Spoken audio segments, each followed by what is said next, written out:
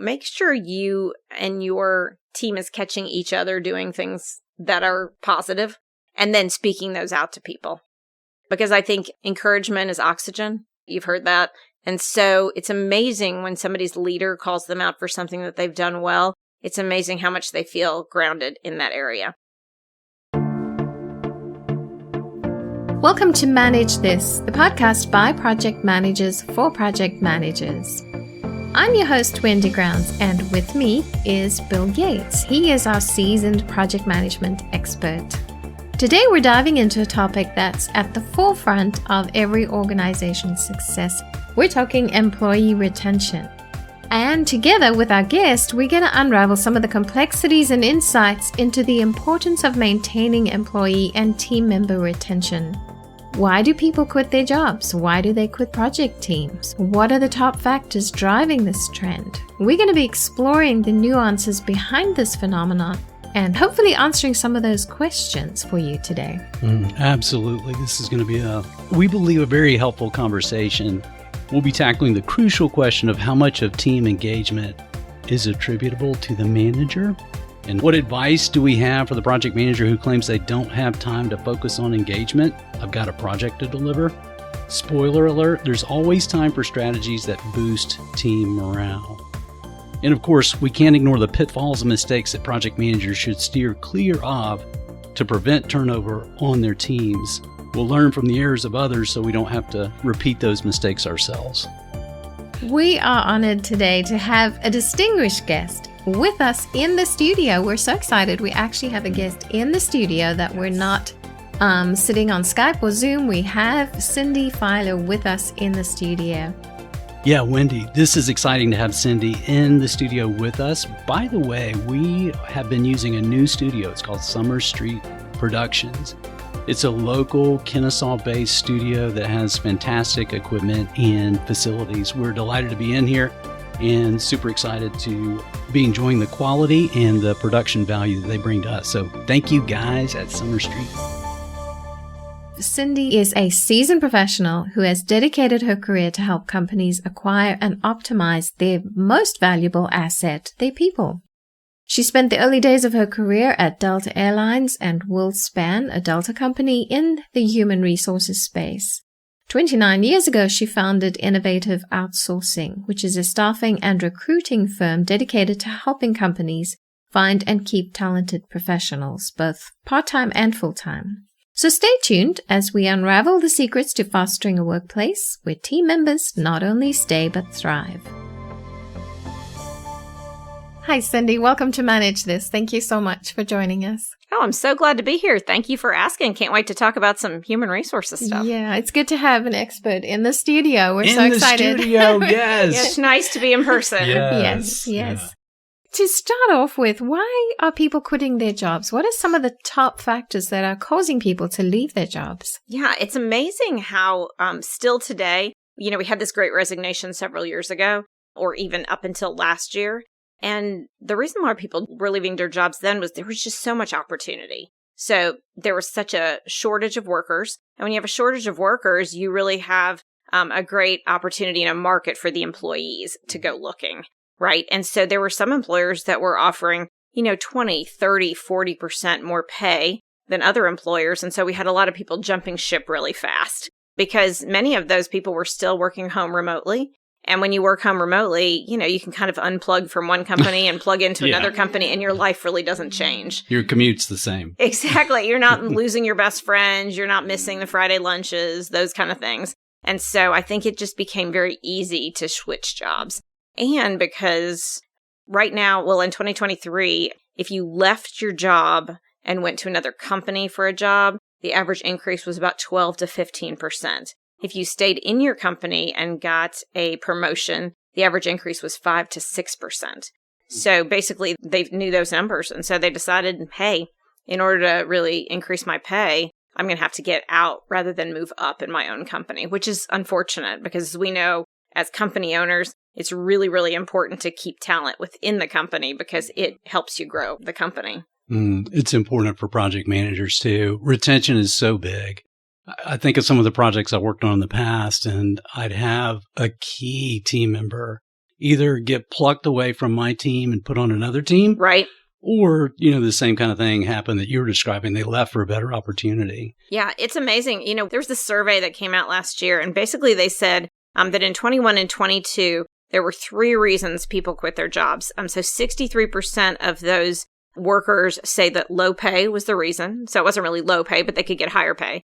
No opportunities for advancement, 63%, meaning that they could advance better at a different company, and feeling respected at work, which is amazing. 57% said they left because they didn't feel respected at their jobs. And that's something that we can all have a part in. Absolutely. And as leaders of people, we can all change that. We may not be able to, as the leaders and maybe not the CEO, change the low pay or that opportunity, but we can definitely change how they feel respected and like they're part of something. It's amazing. All right, Cindi, let's talk about retention. Let's talk about employee engagement. You've given presentations on this topic. I've actually had the privilege of hearing you speak on this. In my experience, I think back to project teams. I think about project leaders and what can they influence and what can they not. So much of what you share just really speaks to that. But I want to start out with the 3 categories for the project manager to consider. The statistics, and this was back to an employee engagement survey that you referenced in June of 2023 in the United States. Talk a bit about those 3 categories and just let us know what those percentages are. Yeah, this was actually done by the Gallup organization, and it kind of is a little bit stunning because they put people into 3 categories. One is people who are thriving at work. So let's go back and talk about what is employee engagement. You hear that word a lot, and a lot of us business owners kind of throw that thing around, and HR people. But what does that really mean to you as a leader of people or as people that are working somewhere? It basically means that I feel totally connected to my job.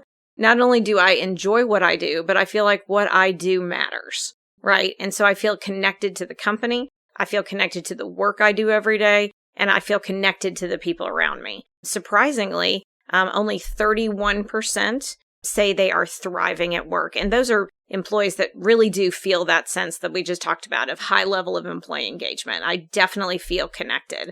And then the next category is quiet quitting, which is 52%. So we're saying 52% of our employees, they're not actively pursuing getting out of here, but they are not totally engaged. And so that is a huge number. In Europe and overseas, that number is even bigger.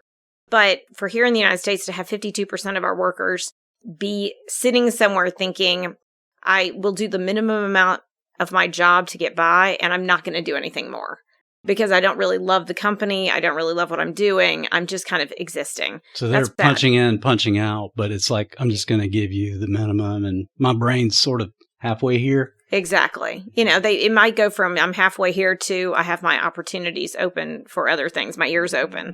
And then this is so interesting. And 17% are loud quitting. What the definition of that is that these employees are actually trying to undercut their employer.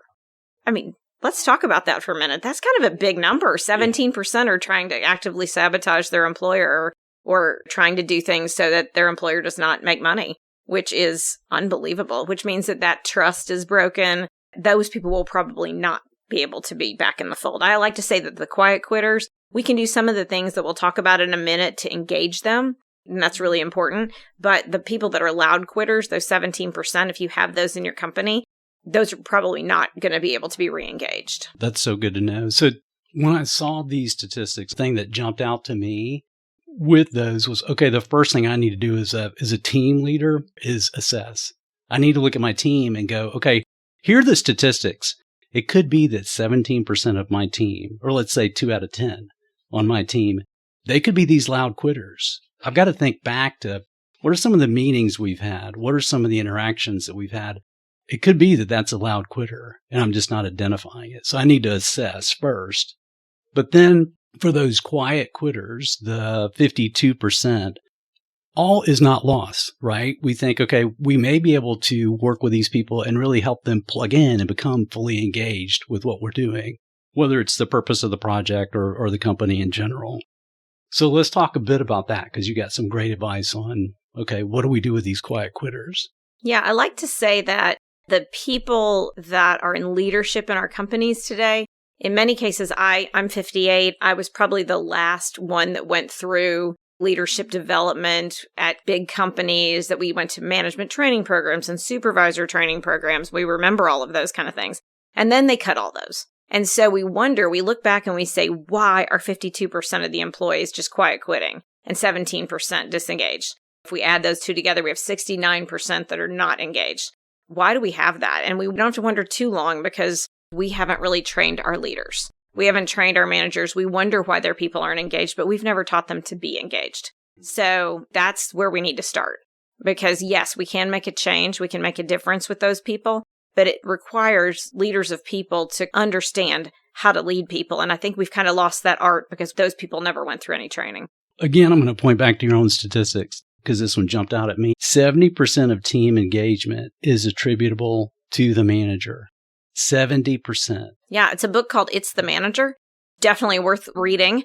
It won't put you to sleep like some of my HR books that I recommend. But it's a great book to know that still we go back to the number one reason people leave a job or stay at a job is because of their manager. Because, we say it's pay, and we say it's respect at work, and we say it's upward movement. Remember those three things? We looked at those statistics. But really, those all go back to the leader.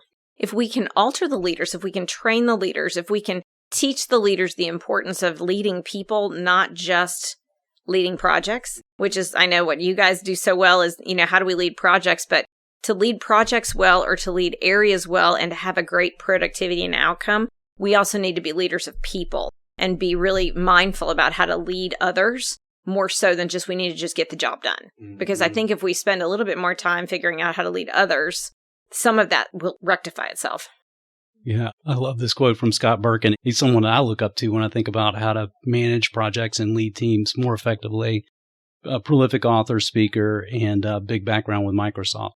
And one of the quotes from him that I love is, the key to success with projects starts with relationships. It's about the people. And all that technical background that he came from, and the technical, brilliant people that he worked with at Microsoft and other places, he still focuses on relationships and people.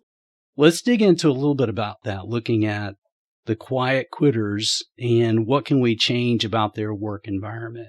Yeah, so in that book, It's the Manager book, they did a study that is, what are the 12 things that impact employee engagement? So what are the things that we can do to kind of move that needle?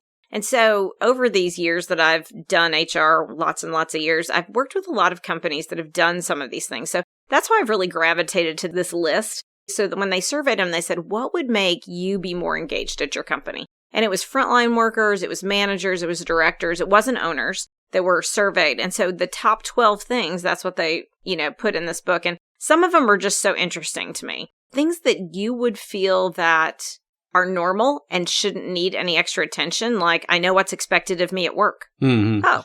You got to spell it out. Yeah, 80% of people don't have a job description or a list of what they're supposed to do. So how are they supposed to know what is success for them on a weekly, yearly basis if they don't even know what they're really supposed to do? So, just little things like that.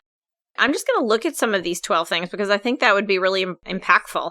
So some of them I'm going to spend a little bit of time on, and some I'm just going to kind of brush through. But number one, I know what's expected of me at work. Really important that people know what they need to do at work. Do they have a job description? 80% of people don't. So make sure that the people that report to you do. I have the materials and equipment to do my work right.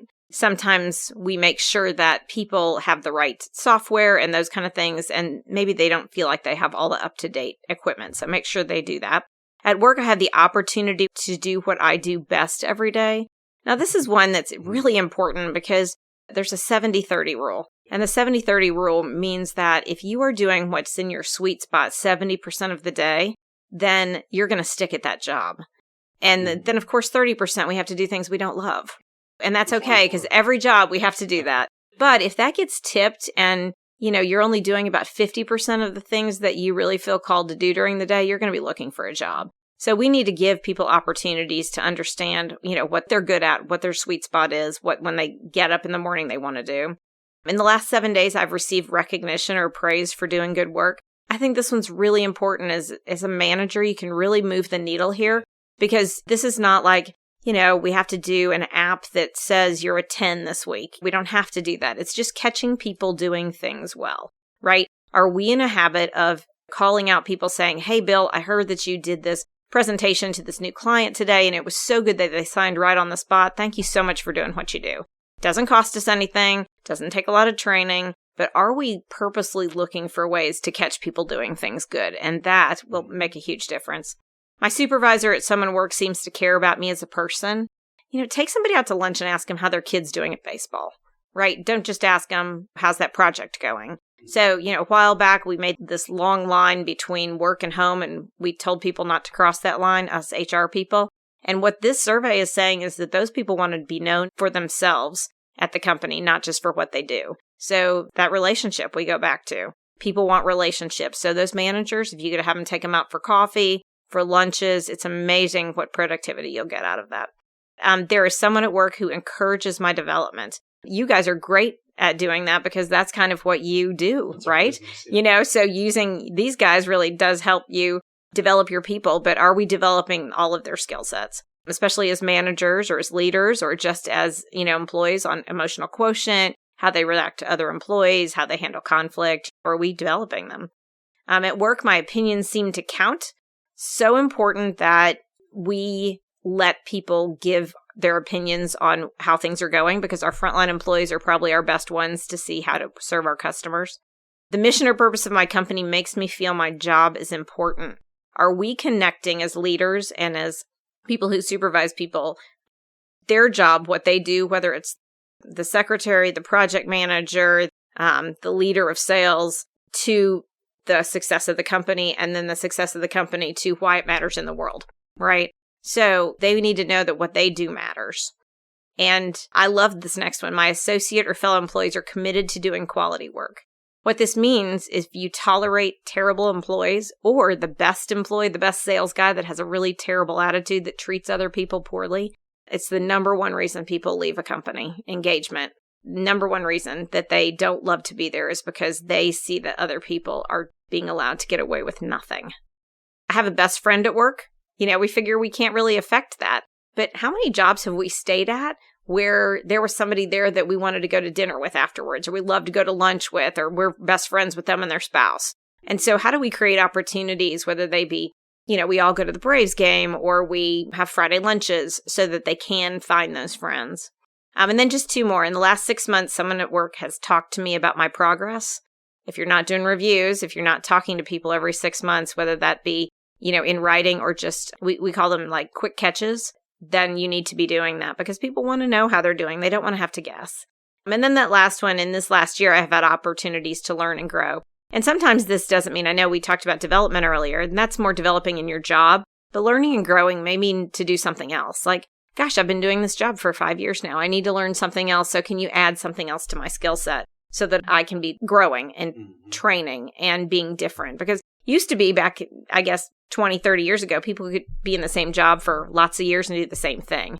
That's not the world we're living in now. And so if we're not really developing people, if we're not really training them in new areas, they're going to leave us.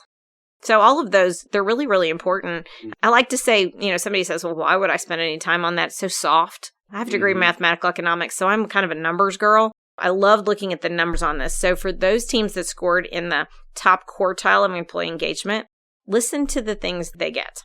And think about this with your teams that you may lead or the teams that you're on. So top quartile of engagement, 41% lower absenteeism, 40% higher quality work, 21% higher sales, 21% higher profitability, and 59% less turnover. I mean, those are some crazy numbers. Yeah. If I could tell you as an HR consultant, I could come in there and I could give you those numbers for something I'm doing and you paying me for, you'd be like, sign me up. But the great news about it is you don't have to pay a consultant to do that. You can just train your managers and they can get those results. It's kind of amazing. That's an excellent list. There's so many good things on that list. But talking to project managers, I know we're going to have some people saying, I just don't have time to do all of that. What are some top ones that you think, start with this, which are some of the ideas that you think they could really start implementing in their project teams if they want to get more employee engagement? Yeah, a couple of things. One is that catching people doing things good. And so make sure you and your team is catching each other doing things that are positive and then speaking those out to people. because I think encouragement is oxygen. You've heard that.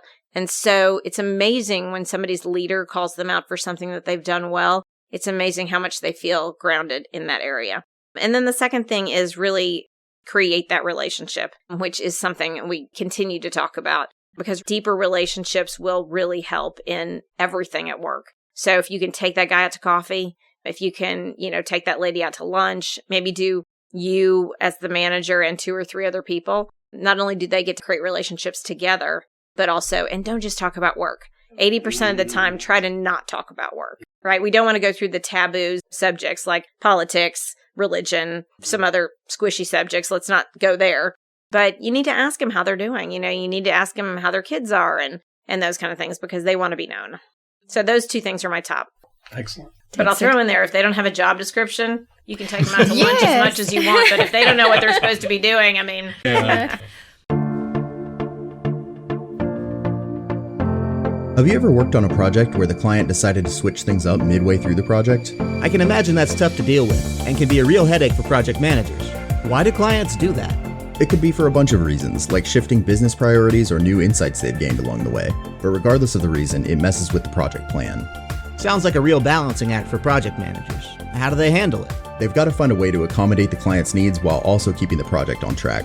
That means assessing the impact of the changes, communicating them effectively to the client, and then juggling everything from schedules to team tasks. Must be a lot of uncertainty for the team when this happens, right? Absolutely. It can cause frustration and confusion among team members. The goal is to provide clear guidance and support to the team, making sure everyone knows what's going on and stays motivated. Plus, documenting all of the changes and getting client sign-offs on revisions helps keep everyone accountable. Ruth Middleton House offers a course via Velociteach called 6 Things to Remember When Your Client Changes Direction. If your client has surprised you with unexpected changes, this course will help you explore techniques to anticipate those changes and stay centered during the process.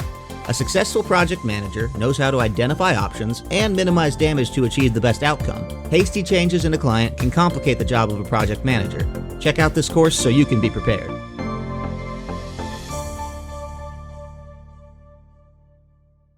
We've done a lot of podcasts talking about culture, getting this culture of collaboration and just mutual support. So how can a project manager really build on that and work on getting that culture going in their teams? Yeah. So one of the things we've learned over these last years is that the reason people get promoted at work or the reason people get fired at work is because of emotional quotient. It is that, what is it like to be on the other side of me? What do you know about yourself to lead yourself? What are the things that you know how to relate to other people?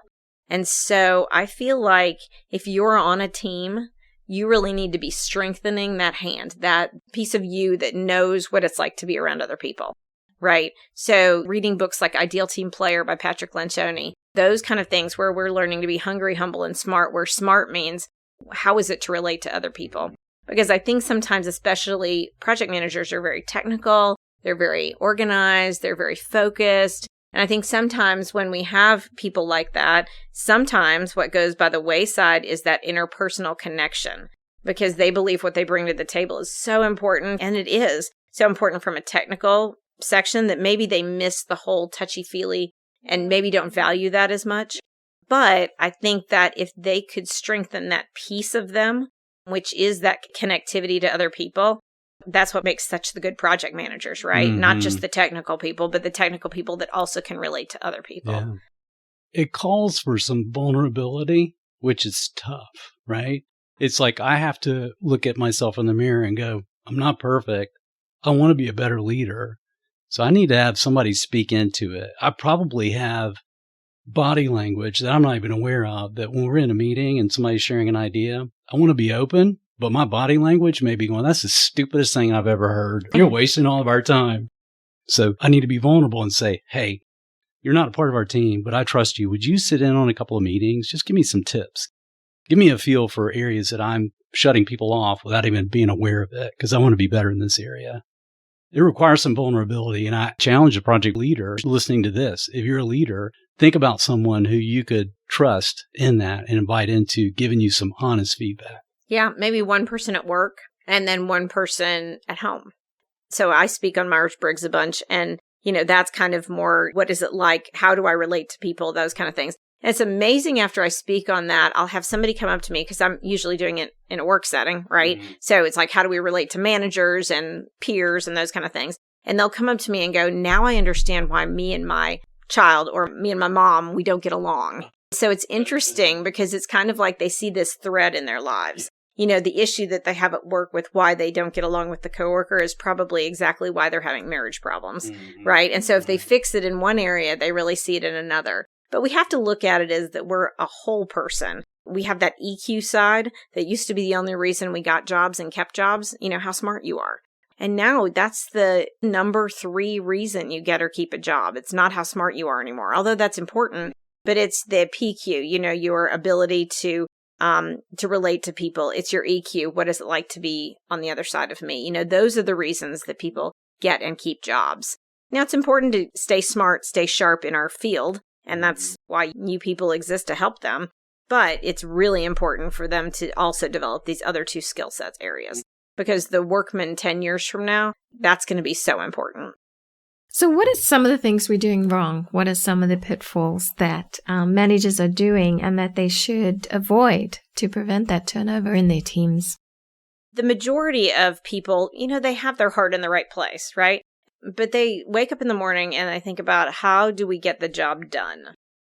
And so they kind of flip it. Instead of thinking about, I'm a leader of people and my greatest job today is to develop and to clear out any pathways for my employee so that they can do the best they can do. That's my job. And so I think sometimes we get that backwards. And so we're all about the task and we're all about the project and we're all about the finished product. And if we would spend more time as leaders really thinking about our teams and thinking about, how do I help them to be the best they can be, then they'll take us to the finish line on the projects. And I think we get that mixed up because nobody ever told anybody that. You know, as leaders, we get this great opportunity. I love leading people, and we get this great opportunity. We get them at one point in their careers, and then they are with us until another point. And that could be a year, that could be 10 years, that could be 30 years. But while we get them, it's such an opportunity to be that leader that somebody 10 years from now looks back and they say, oh, who was that one person that influenced you so much? Oh, it was Jan, and she was my leader at such and such a company, and she changed my life. And we need to aspire when we wake up in the morning to be that kind of leader and not I'm just going to go drive my people so that I can get to the results so I can get the promotion. So the studies have suggested that those leaders that really are helpers of employees rather than the pushers of the employees, they actually get greater productivity. Mm-hmm. So, you know, how do we turn that on end? And then the only way that our leaders are going to do that is if their leaders, the leadership of the company, is going to put faith in that. If they're going to show that by example. So if the leaders of the company are actually taking out those second line leaders, and those second line leaders are taking out the third line leaders, and then they're taking out their employees, I mean, that's when it works. Now, that doesn't mean like you might be sitting there and going, well, that's never going to happen in my company. You know, that's never going to happen at the high leadership level. That doesn't mean that you can't affect much, because for those teams, I've seen it happen in some big companies that I won't mention their name, where we worked with a group of people or a department, and they created such an environment that everybody wanted to bid into that department, and nobody ever wanted to leave. And then the leaders were going, what is happening there that's not happening somewhere else? So, I mean, even in a large organization where the high-level leaders have not bought in to that type of mindset, I think you can still affect change. And people are like, oh, I want some of that. I'm not so certain that old adage about you can't change the culture from within, you know, from the bottom side is correct. I believe that you can affect much by blooming where you are, right? By creating what you'd like for the whole company in your company, not waiting for a leader to do it for you. And if you're an employee and not even a leader of people, you can also do this. You can recognize your peers. You can lead up. You can show that care to your manager. You can show that care to your peers. You can be very interested in them as people and not just as products or assets. And it does catch, and people want to be around positive people that are encouraging people. One of the figures you gave us was 63% of workers were quitting because of low pay. some of the project managers are going to say, well, I have no control over that. I don't, set up the salary and benefits for my team members. So how can they address that? How can they help their workers over a situation like that when they're saying, well, I have to quit because I can get better pay elsewhere? And I think that the percentage is not so much low pay. It's they see bigger pay somewhere else. Yeah. Maybe the market rate for that position, they're getting paid the market rate for the position. So it's not like their employer is grossly underpaying them. It's that they've heard that, some of the big box companies are paying 30% more for the same job, right? The grass is greener. So that's usually the reason for that. A couple of things. One, if your employer is paying below market pay, then if there is any way to address that, this is not the time to pay below market pay. You just really can't. There are two types of jobs. There are low availability positions and high availability positions. So low availability positions are ones that there aren't hardly anybody that can do. For example, in Atlanta, controllers are low availability positions right now because there's just not a lot of them. Same with right now, some of the paralegals, those kind of things, they're almost hard to find. And then there are high availability positions, like, for example, an executive assistant that's virtual. Those are a little bit easier to find. Of course, you have to look to find the really quality ones, but they're a little bit easier to find. So you have to determine if you have a low availability position or a high availability position. And we need to make sure that, especially for those low availability positions that you can't hardly find these people, that you are paying above market rate. And so, I would say if they are sitting there and they see that a lot of their friends are leaving at their company because they're not paying the right amount as a company, then I think we say something to HR if you can affect that. If you say something and they don't do anything, then there's nothing you can do about that. But it's worth it to mention it. I would say that if you're paying market rate or over and people are leaving because of pay, they probably are saying that it's for pay. And some of these other 12 things we talked about may not be present, right? It's easier to say I'm leaving because of pay. It's not easier to say I'm leaving because, Matt's a bad boss, right? Like, Yeah. I think that's a tough thing to do. Or I just don't like the company because you guys are not nice to anybody and everybody has a bad culture here. Nobody's really going to say that. So they're like, I just found a job with better pay because that just feels better. So the project manager could really be working on all of these other things. Yeah. On the engagement, taking them out to lunch, on how can you build up that person, on training and things like that. Yeah, we try to tell our leaders, you need to be able to work on the things that you have control over. And the things you don't have control over, you just need to kind of let those go and hope that they'll rectify themselves. Cindi, I want to go back to that. I think it was the Gallup survey in 2023 that focused on the quiet quitters, that second category. When they were asked what they would change about their workplace, there were three characteristics or three things that were the responses. Talk about those and those statistics. Yeah, so again, that group of people that were called the quiet quitters, remember, they're not the people that are sabotaging. They're also not the people that are highly engaged. They're this kind of middle ground people. They're doing their job. They're putting their head down. They're just making a paycheck.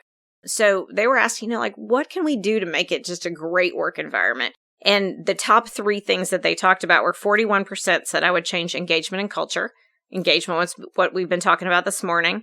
28% said pay and benefits. Again, what we just talked about. And then well-being, 16%. So that well-being piece we haven't really talked about. Yeah, what do you mean by that? Yeah, that's a big word, isn't it? Mm-hmm. And it's basically, how am I doing at work? Is it something that they are expecting me to do 60, 70 hours work of week? So my well-being feels not good.